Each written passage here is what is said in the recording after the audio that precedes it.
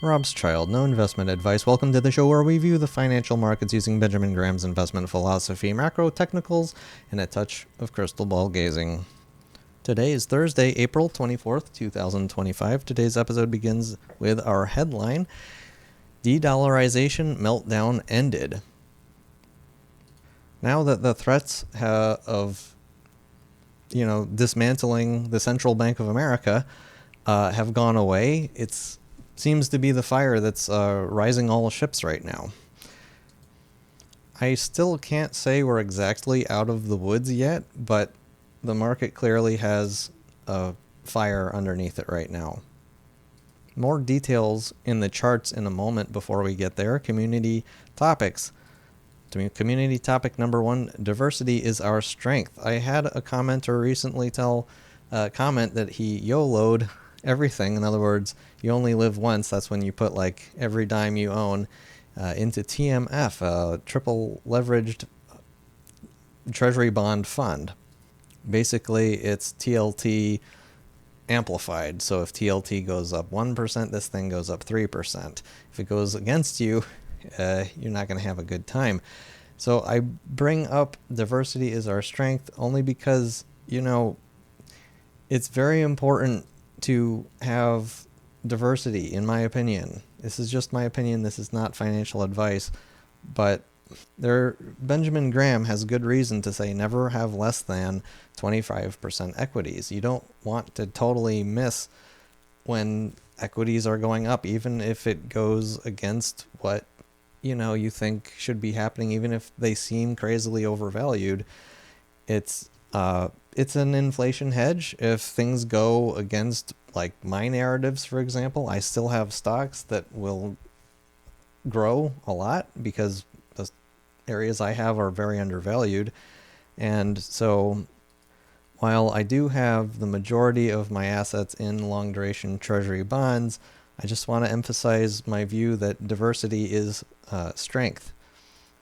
You can take large risks to get large rewards without overexposing yourself to just one way of thinking and one idea. And so that's why I want to emphasize again the community topic number 1, diversity is our strength. It's awesome getting feedback in the comment section. What moves, if any, did you make today? Robschild today did nothing, still sitting on my hands. Coming up, as always, continuous tariff updates. One day we're finding out that we're going to get rid of a bunch of tariffs on China, and in the same day, 20 minutes later, we find out it's the opposite and just flipping back and forth. So very exciting times is one way to describe it. Also coming up, we have a really big week next week in terms of economic data coming out. Tuesday, we have job openings, which is huge. If this shows a lot of weakness, this is going to put this fire out for sure. We also have Wednesday ADP employment and PCE data. ADP is a precursor to the employment report. PCE, favorite inflation gauge of the Federal Reserve. And then Friday we have the most important report of every month, the unemployment report, especially the unemployment report. How many people want jobs right now and can't get them? The only way we're really in a recession is when that is spiking up. This is a big number, a big day. Look out for things on Friday. Sorry. Before we get to the charts, as always, thank you for watching, subscribing, and commenting, and supporting. See my website in the description to read through my daily reminders and macro views. And my crystal ball ratings and my portfolio remain the same. On to the charts, starting with the S&P 500 SPX rising today by 2%. Chartists better than me see this actually as a breakout candle of some trend line.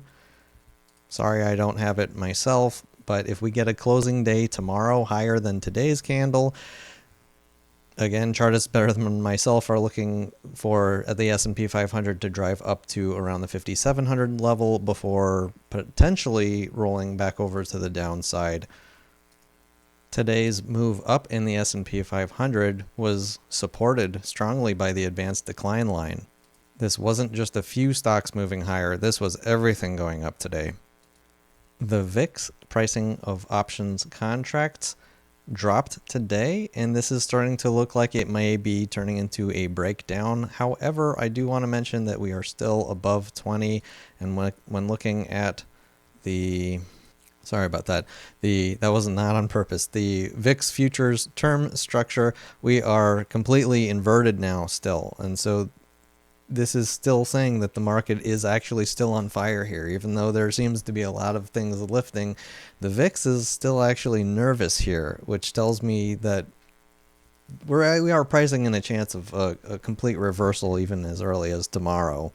One of the things that's supporting all markets going up is the MOVE index dropping only a little bit yesterday, and TLT not only moving up another 1% today as it did yesterday, but the MOVE index, the volatility of bonds, dropped a lot more today.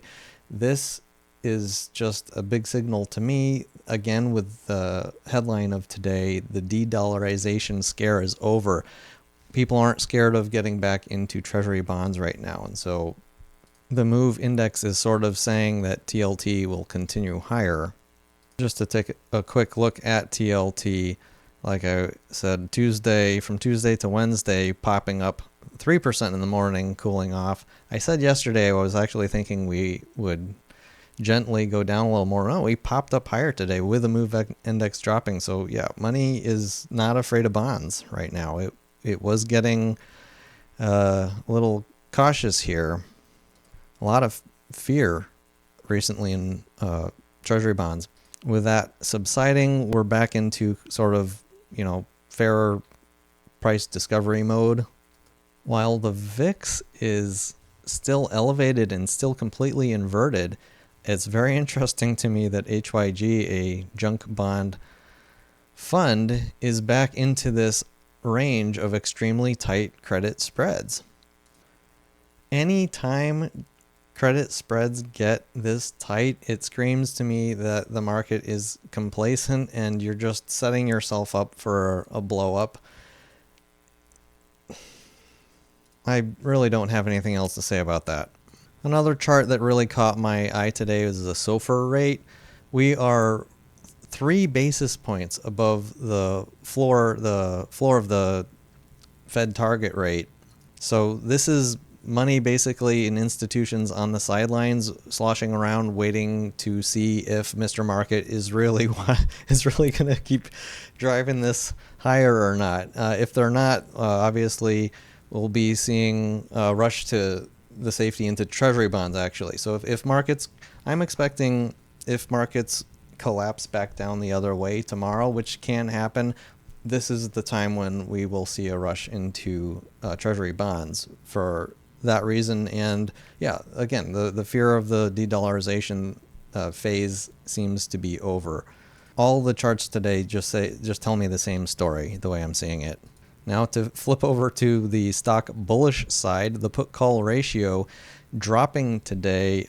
If you really scroll out on this chart, you can see that once we make a peak and we start dropping hard, it tends to drop a lot. And we did drop hard, and it doesn't look like a bounce that will be caught in going higher. This drop off in the put to call ratio says that we've killed a lot of bears and there's still a lot of bears that are about to get killed. And that says that stocks are headed higher. I want to add to today's conversation gold getting a little bit of a bounce here. This certainly does not look like we're going into bullish mode again. Just a bounce on the way down. We have a lower high, a lower low. It's not hard to see where buyers are waiting to buy the dip around the 3100, 3150 area. At the same time, gold has been cooling off. The break-even inflation rate, ironically, has been going higher. This is alongside TLT going higher. As I've said before in shows, I'm seeing this as sort of a relief rally, believe it or not, in the 10-year break-even inflation rate. Less worry of worse potential disinflation, deflation still, sort of allowing this market to rise. Mixed signals everywhere, but the CNN Business Fear and Greed Index, although yesterday further in fear and less in fear. We are still in fear. This isn't in neutral. This isn't greed. With what's been going on over the past few days, it feels greedy. And yet this metric is still saying we're in fear. Again, it's not perfect. It's based on momentum and breadth strategies. So it's a strategy thing, you know.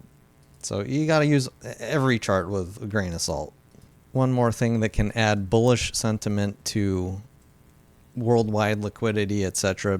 Bitcoin, after driving up to around 93,500, has been forming a bull flag here. This is consolidating at the top. This says this is risk on, and it's preparing to want to move higher as it stands. I think it's important to not ignore that it's going to have been almost 2.5 years at this point that I would count this as being an inverted yield curve between the 10-year and 3-month treasury. The deepest, most liquid, biggest market in the world, the US dollar treasury market, for 2.5 years has been screaming, we need lower rates. I mean, I can't stress how important this is.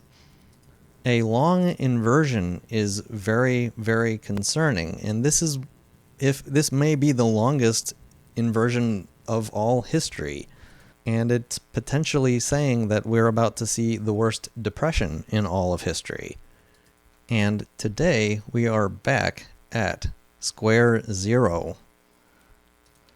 Trump is not the only one screaming at Powell for lower rates. It's the entire treasury market. Moving on, crude oil seeming to be in limbo here, not moving a lot. This is just another really important thing to be paying attention to, because if we start going up in oil, it's saying that the crude oil market doesn't see a slowdown coming, at least not right now. Crude oil has a way of seeing what may be happening within the next few weeks, months, and not a lot further out than that. If we see continued weakness in crude oil, that is screaming, slowdown, recession. And right now we're just hovering at this fight zone in the low 60s. Another chart that happened to catch my eye today was EWZ. This is a Brazilian ETF of stocks in Brazil. Many people, including myself, see this entire country's companies as having been severely undervalued for a long time. The current view of this chart dates back to 2008, where we had the price of this exact fund being at $102, and today the value of all the companies in Brazil is only worth supposedly $26.74. This is while paying an enormous dividend. I don't see what the market has such a big problem with EWZ, but the bigger point is that when you zoom in on this chart to some more recent action, you connect the high of December of 2023 to all of these highs through August and September of 2024. Today, we actually broke above this little wedge here, making me wonder that if EWZ may be prepped to be going parabolic here. I mean, scrolling back out, if in 2008 people were willing to pay $102 per share in 2008, that was 16 years ago. Has there been no inflation for 16 years? I can't say I would be surprised to see a much, much higher price in the future at some point than its all-time high in 2008. SMH is next, the ETF that holds the semiconductor companies. We broke today above the neckline. I am holding a large short still. If I'm just following the chart pattern here. If we get a closing high above today's candle tomorrow, for example, which would be the normal day for it to happen, then I will be looking to exit my short when we retreat back down to around the $206 level. But as it stands from a chartist standpoint, I still see this as a pierce of the neckline, but not a break of it, not yet. but that could happen tomorrow. Last chart of the day, when things get insanely overvalued or undervalued, you can have extreme beta.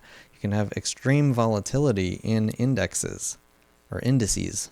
MSOS being, or rather representing the cannabis industry after dropping over 95%, probably 98% by this point. We went up 18% today.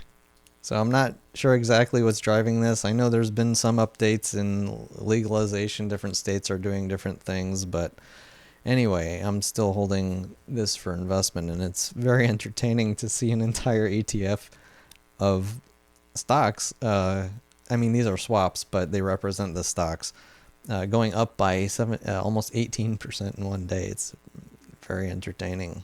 And, you know, if you're invested, it's like, hooray. This could be the end of a short squeeze. It could be the beginning of a short squeeze. I don't know what's going on here. Don't really care. And that's all from me and my crystal ball. Hope you enjoyed. Thank you for watching and see you next time, Robschild.